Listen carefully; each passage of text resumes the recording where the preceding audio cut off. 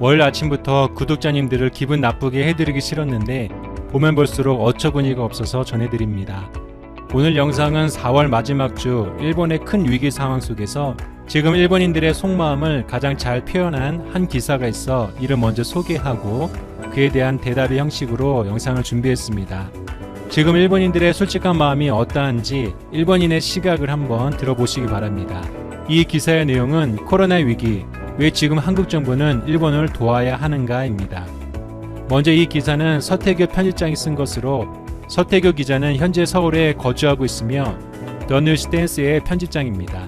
군마현 태생의 제1교포 3세이며 고려대학교 동양사학과를 졸업하고 1999년도부터 총 16년 이상을 서울에 살면서 인권 NGO 대표와 일본 언론의 기자로 활동해왔다고 자신을 소개했습니다. 서태교 기자는 자신이 속해 있는 사이트에서 한국어로 기사를 내고 또한 일본 사이트에서는 일본어로 4월 26일 이 같은 내용을 함께 기고했는데요. 이 내용을 간단하게 설명하면 다음과 같습니다. 한국은 최근 코로나19 사태가 세계적 확산에 따른 조치로 한국전쟁 참전국에 방역물자를 지원하는 계획을 밝혔다고 말합니다. 그러면서 일본에 대해서도 방역물자를 지원하는 생각이 있지만 일본 정부의 공식적인 요청이 없는 한 어려울 것이라는 입장을 취하고 있다고 말합니다. 그리고 이것은 당연한 것이며 어느 나라도 대상국의 요청 없이는 지원을 할 수 없다고 말합니다. 그런데 한국 정부가 지원을 주저하는 또 다른 이유가 있는데 바로 양국의 과거사 갈등으로 촉발된 수출 규제와 비자 면제 제한이라는 현실의 경제 조치 때문이라고 말합니다. 작년부터 미 해결된 채 남아있는 거센 갈등이 일본에 먼저 전향적인 모습을 보일 필요가 없다는 정부 내 인식과 여론이 있다고 말합니다. 그러면서 현재 잘 알려진 바와 같이 한국과 일본의 코로나19 대응은 상당히 대조적인데 한국은 3달 동안 사투 끝에 매일 확진자 10명 내외로 줄이는 데 성공했지만 반면 일본은 여전히 수백 명씩 확진자가 늘어나고 있다고 말합니다. 뿐만 아니라 일본의 두 번째로 큰 도시인 오사카에서는 방호복이 부족해서 시장이 직접 비옷을 지원해 줄 것을 요구하고 있다고 말했습니다. 병상, 인력, 물자, 장비 등 모든 것이 전국적으로 모자라 이미 의료 붕괴가 일어나고 있다는 것이지요. 그러면서 일본의 열악한 현실을 한국 정부도 이미 충분히 파악하고 있을 것이라며 이제 한국 정부는 일본 정부의 방역물자 지원뿐만 아니라 이미 현장에서 코로나19 대응에 경험을 쌓은 의료진 파견과 각종 방역 노하우를 적극적으로 타진해야 한다고 말하고 있습니다. 그러면서 한국 정부가 일본을 도와줘야 하는 3가지 이유가 있는데 첫 번째는 인도주의적인 측면 때문이다라고 말합니다. 일본 시민은 물론 한국의 동포들도 지원의 손길을 기다리고 있다라는 것이죠. 두 번째는 일본 국내 여론의 변화를 위해서다라고 말합니다. 지금 일본은 아베 정부의 미숙한 대응에 실망감이 확산되고 있기 때문에 지금 한국이 일본을 도와주면 강한 혐한 정서를 뒤집어 볼 수 있는 기회라는 것이지요. 마지막으로 3번째는 한국의 국익 때문이라고 말합니다. 일본에서 코로나19 확산이 빨리 진정되어야만 한일 간의 경제적, 인적 교류가 재개될 수 있기 때문에 한국은 반드시 일본을 도와줘야 한다라고 말하고 있는 것입니다. 그러면서 코로나19는 2차 세계대전 이후 최악의 위기이다라며 이웃나라와 손을 잡고 극복해야 하고 지금이 방역 외교 수행에 가장 적합한 시기라는 것이지요. 또 일본 아베에게는 정부의 호응 없이는 한국 정부의 지원은 현실화되지 않는다라며 아베 역시 지금의 일본 의료 붕괴를 초래한 책임을 지고 각 지방자치단체가 한국에 지금 요구하는 것이 무엇인지를 파악해서 창고를 일원화하고 한국 정부와 진지한 논의에 임해야 한다라고 말합니다. 문재인 대통령도 정상 간의 핫라인을 통해 적극적인 지원 의사를 밝히고 국내외 여론을 조성해야 한다라고 말합니다.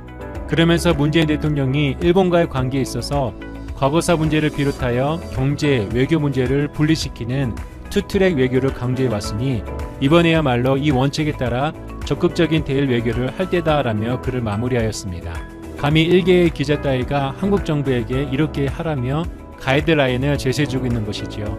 그렇게 하면 일본이 받아줄 것이다 라는 개소리를 하고 있는 것입니다. 제1교포라는 사람이 이렇게 현실과 상황 파악이 안 돼서 어떻게 기자 생활을 하고 있는지 모르겠습니다. 그래서 이에 대해 대한민국의 한 사람으로서 서태교 기자에게 이 기사에 대한 대답을 주고자 합니다. 서태교 기자는 이 내용을 반드시 숙고하여 이대로 진행해 줄 수 있기를 바랍니다. 서태교 기자에게 답합니다. 당신은 일본이 코로나19 대책을 잘못하고 있다며 한국이 일본을 도와줘야 한다라고 주장합니다. 심지어 방역 물자뿐만 아니라 코로나19 대응에 경험을 쌓은 의료진을 파견하고 각종 노하우까지 전수해준다라고 말합니다. 그리고 이렇게 해야 하는 세 가지 이유를 말했는데, 첫 번째는 인도주의적 측면에서, 두 번째는 일본 여론을 바꿀 수 있는 기회이기에, 세 번째는 한국의 국익을 위해서다라고 말했습니다. 저는 한국 정부가 일본을 도와주면 안 되는 이유를 대한민국 한 사람으로서 세 가지 이유로 설명하겠습니다. 먼저 일본은 한국이 코로나19 사태 초반 매우 위중한 상황일 때 일본의 언론과 매스컴에서는 연일 한국의 이러한 상황을 즐기며 조롱하고 비웃었습니다. 그동안 방송과 언론을 통해 떠들어온 곳이 많이 있으니 일본 언론인인 당신은 이 사실을 잘 알고 있을 것입니다. 그런데 이제 와서 일본이 어렵게 되었으니 방역 물자뿐만 아니라 의료진 파견에 노하우까지 전수해야 한다고? 먼저 그동안 당신과 당신 같은 일본 언론인들이 한국에 있었던 조롱과 모욕에 대한 사과를 방송과 언론을 통해 먼저 기피할 수 있기를 바랍니다. 아베에게만 책임을 묻지 말고 일본 언론들이 해온 그간의 행동들에 대해 진지한 성찰을 먼저 한 후에 일본 언론부터 한국인들에게 깊은 사죄를 정식적으로 하시기 바랍니다. 한국이 일본을 지원해서는 안 되는 이유 세 가지를 말씀드리겠습니다. 첫째, 인도적 차원을 말하기 전에 일본은 반성부터 해야 하기 때문입니다. 그동안 일본은 패전 이후 회복할 수 없는 국가 위기를 한국전쟁을 이용하여 급선장해왔습니다. 또한 수십 년 동안 한국의 원조하는 과정에서 온갖 부당한 이익을 다 채워왔습니다. 그리고 아베 정권은 수십 년 동안 한국을 비방하고 모욕하며 조롱하는 혐한을 정부 차원에서 일삼았고 이것을 정치 기반으로 삼아 정권을 유지해왔습니다. 정치적 위기 때마다 독도 문제를 거론하며 혐한으로 위기 탈출을 해왔고 위안부 사태 및 강제징용 문제에 대해 가해자인 일본이 피해자인 한국에게 적법한 보상도 하지 않았을 뿐더러 때마다 조작과 날조라는 이유로 이 문제를 비판해왔고 인정해오지 않았습니다. 오히려 왜곡, 날조된 교육과 언론 보도로 일본 국민들의 눈과 귀를 막았고 잘못된 역사 교육을 통해 일본 국민들을 기만해왔습니다. 그러면서 일반적인 수출 규제와 입국 제한 조치 등으로 한국의 경제 전쟁을 선포했고 이로 인해 한국 기업들에게 큰 피해를 주었습니다. 한국의 인도적 차원의 도움을 받기 원한다면 일본도 인도적 차원에서 위의 문제를 먼저 해결하시기 바랍니다. 일제 강점기를 통해 말할 수 없는 고통과 피해를 한국에 주었으니 먼저 인도적 차원에서 일본 정부와 언론들은 독일과 같이 진심으로 사과하고 배상할 뿐만 아니라 일본 언론들 역시 지난 시간 언론인들이 해온 잘못과 역사의 왜곡에 대해 용서를 구하는 내용을 언론사와 방송사를 통해 전파시키고 일본 국민들이 진심으로 한국에 사과할 수 있는 여론을 형성할 수 있기를 바랍니다. 참고로 우리 한국인들은 지난 동일본 대지진 때 이웃나라의 끔찍한 대재난으로 고통받는 일본인들을 위해 온 마음을 모아 수백억 원의 성금을 전달했지만 일본 정부와 언론들은 이런 한국의 선의를 어떻게 개무시하였는지 우리는 다 알고 있습니다. 이 같은 일이 반복되지 않도록 언론인들이 먼저 나서서 한국의 깊은 사과와 용서를 구할 수 있도록 일본 여론을 조성하시기 바랍니다. 두 번째, 혐한 정서를 만드는 사람들에 대한 책임을 먼저 묻고 이야기를 해야 합니다. 일본에서 혐한 정서는 누가 만들었습니까? 혐한 정서를 이용해서 누가 이익을 보았습니까? 지금 아베 정권의 높은 지지율의 원동력은 무엇입니까? 혐한 정서를 만들어 놓고 조장하고 이용했던 무리들이 아베 정권과 언론인들입니다. 한국 침략 전쟁은 누가 시작했습니까? 이 전쟁의 패배는 누구의 책임입니까? 모두 일본 정부와 언론, 또 이에 동조한 일본 국민들의 책임입니다.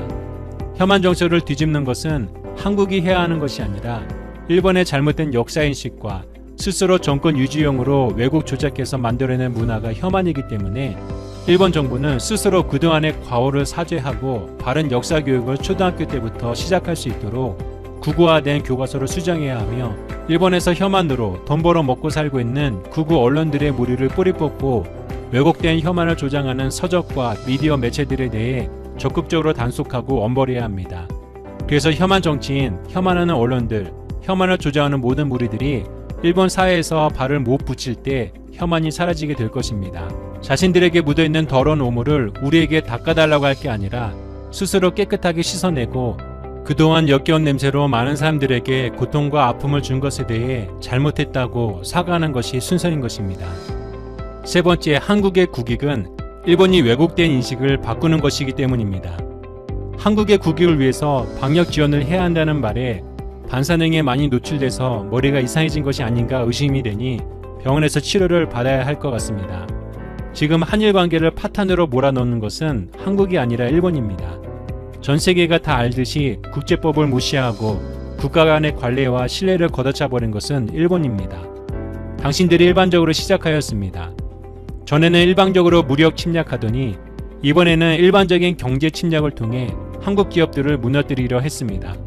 그리고 이러한 일들은 코로나 사태가 있기 전부터 일본이 오랜 계획 속에서 진행된 일입니다. 일본이 일방적으로 한일 간의 경제적, 인적 교류를 모두 끊었습니다.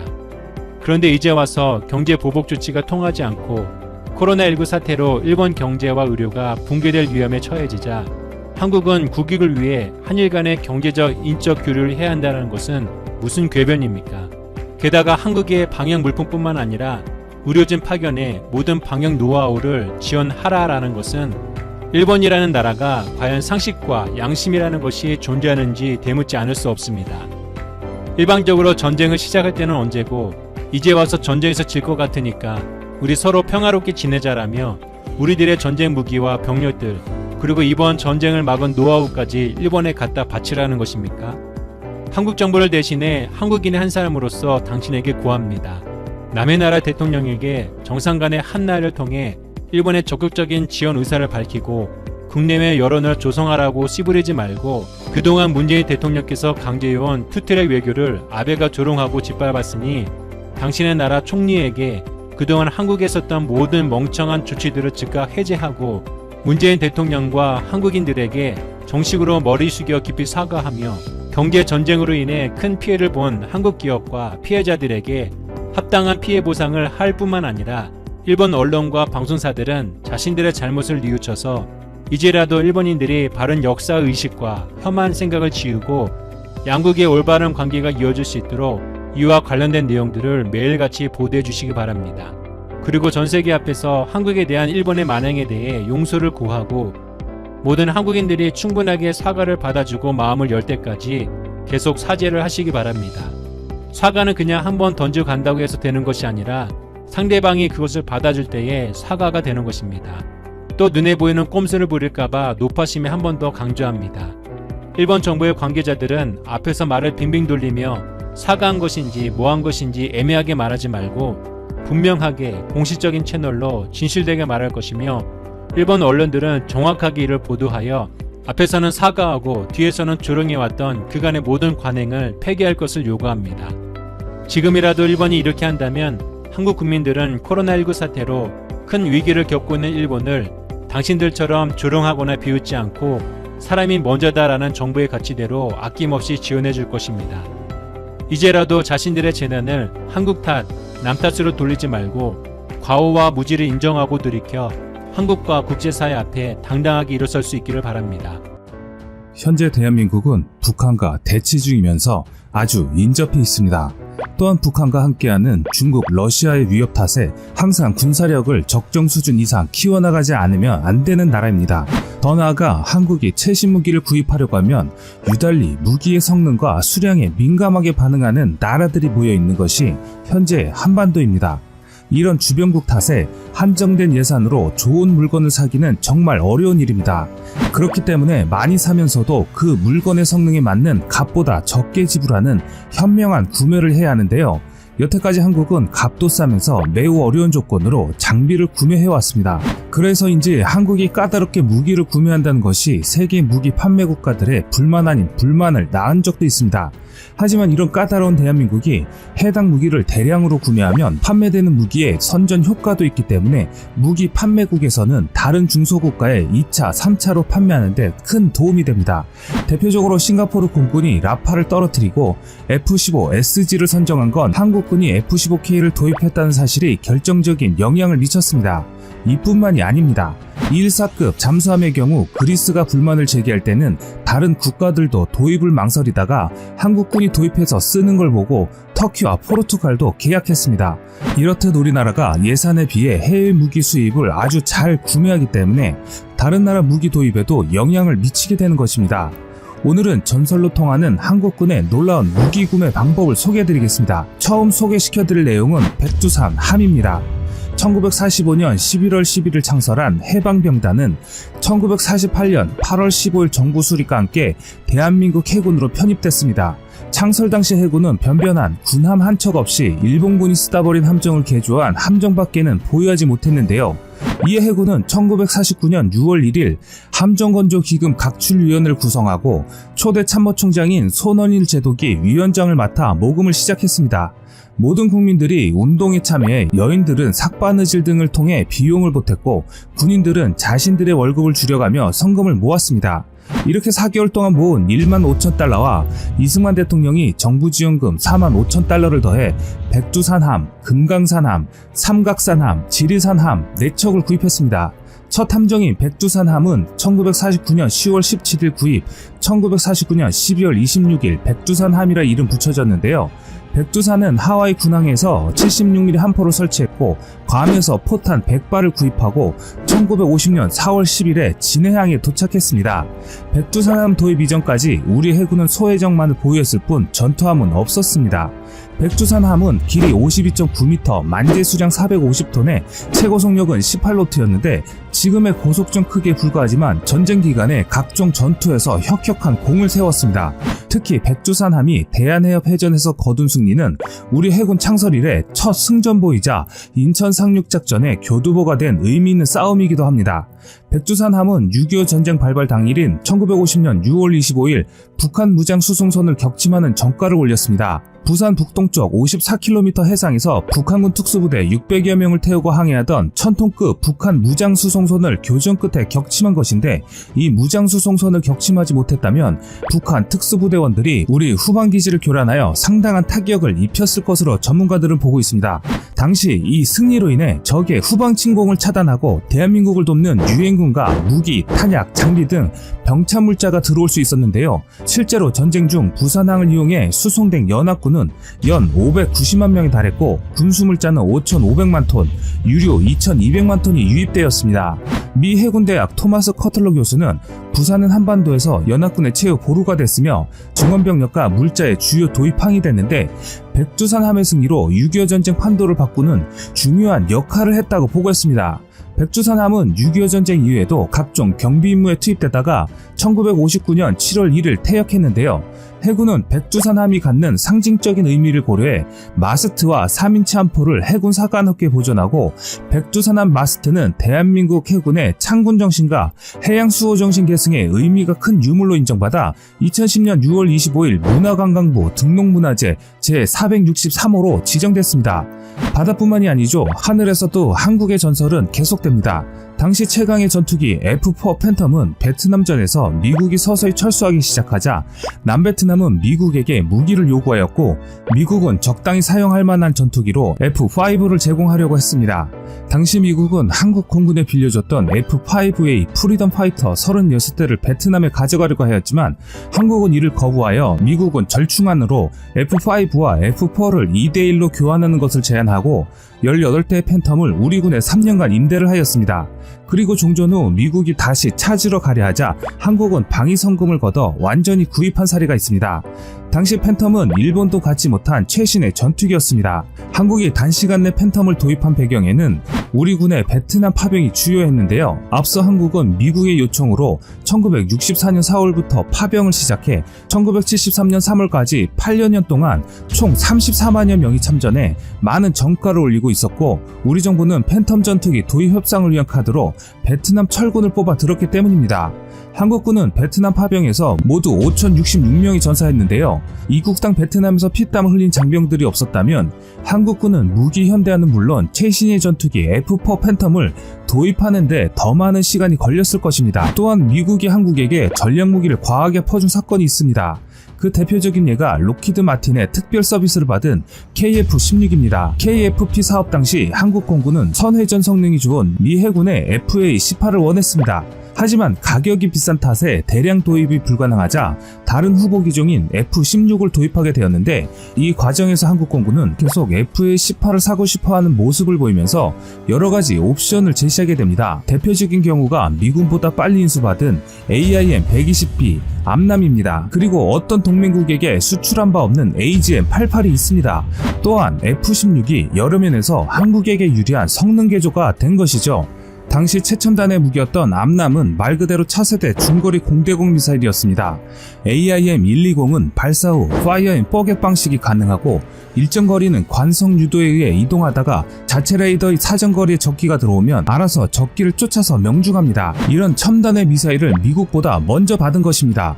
그리고 AIM-120B의 도입 가격은 초기 생산형이라 비쌀 수밖에 없는데도 현재 시세와 크게 차이가 날 정도였습니다. 또한 한국의 경이적인 영업력은 여기서 그치지 않습니다. F-15 계열 중 최고 사양인 F-15K를 미 공군이 판매한다는 움직임이 보이자 한국 공군은 FX 사업에 유로파이터, 수호이, 그리고 궁극의 라파를 후보로 올리면서 경쟁을 펼치게 만들었습니다. 미국과 보잉사는 한국 공군이 바로 구매할 것이라고 생각했지만 한국 공군이 다른 모습을 보이자 황급히 F-15의 판매가를 내리게 됩니다. 그래도 마음이 다급했던 보잉사는 처음 제안한 F-15E를 더욱 강력하게 업그레이드한 F-15K로 바꿔서 제안하면서도 오히려 값은 F-15E보다 더 싸게 불렀습니다. 그렇게 한국군은 기존에 제시했던 값에 비해 훨씬 싼 값에 F-15K를 도입하게 되었고, 당시 F-15K의 성능은 현존하던 F-15 계열 중 최고 사양을 자랑했습니다. 다음은 땅으로 가보겠습니다. 한국의 엄청난 밀당으로 탄생한 한국의 주력 전차 K1 전차입니다. 1970년대 유신 정권 당시 북한이 대량의 T-62 전차를 보유했다는 첩보를 입수합니다. 당시에는 T-62 전차에 대항할 무기가 거의 없었는데요. 박 대통령은 미국에서 비슷한 사양인 M60 전차를 라이센스 생산을 미국에 요구했으나 미국이 거절하자 박 대통령은 서독으로 넘어가 독일 크라우스 마파이사와 접촉해서 레오파드1 전차 또는 신형 전차 공동 개발을 제안합니다. 서독과의 공동 개발 제안이 받아들여지고 계약서에 도장만 찍는 일만 남았을 때 미국이 로킨 사업인 한국형 전차 연구 개발 사업을 들고 나오게 됩니다. 그 결과물이 바로 K1 전차입니다. 더 나아가 미국과의 협상에서 승기를 잡은 한국은 육군이 요구한 ROC 작전 요구 성능을 토대로 제너럴 다이나믹스 육군사업본부에서 1982년 연구 개발을 시작하였으며, 기타 부분은 한국의 연구소에서 개발하여 1986년 첫 생산이 이루어지고, 또한 북한의 폭풍호를 상대하기 위해 추가 개량이 요구되어 K1 전차의 일부는 후에 K1A1 전차로 개량되었습니다. 당시 한국군이 독일과 미국을 두고 밀당을 하지 않았다면 현재 한국군의 주력 전차는 M60이나 레오파르트 1이 될 뻔했습니다. 우리가 흔히들 하는 말이 있습니다. 외국 나가면 모두 애국자가 된다고 합니다. 어려운 일이 있을 때 가장 단결력을 보여주는 민족이 한국 사람이라고 합니다. 그런 모습을 통해 한국은 다른 나라들보다 더 좋은 조건으로 무기를 구입하고 현재까지 운영하고 있습니다. 하지만 모든 군사무기를 구입함에 있어 많은 말들이 나오고 있는 것이 사실입니다. 군사무기는 단순히 같은 종류라고 하더라도 무기의 배치에 따라 가격과 성능이 달라집니다. 쉬운 예로 자동차라고 다 같은 자동차가 아닙니다. 티코도 자동차고 벤츠도 똑같은 자동차입니다. 그 티코를 벤츠 가격으로 살지 벤츠보다 싸게 살지 결정하는 것은 우리 국민들이 감시하고 결정해야 하는 것입니다. 지금까지 세상의 모든 이야기거리를 얘기하는 꺼리튜브였습니다. 시청해주셔서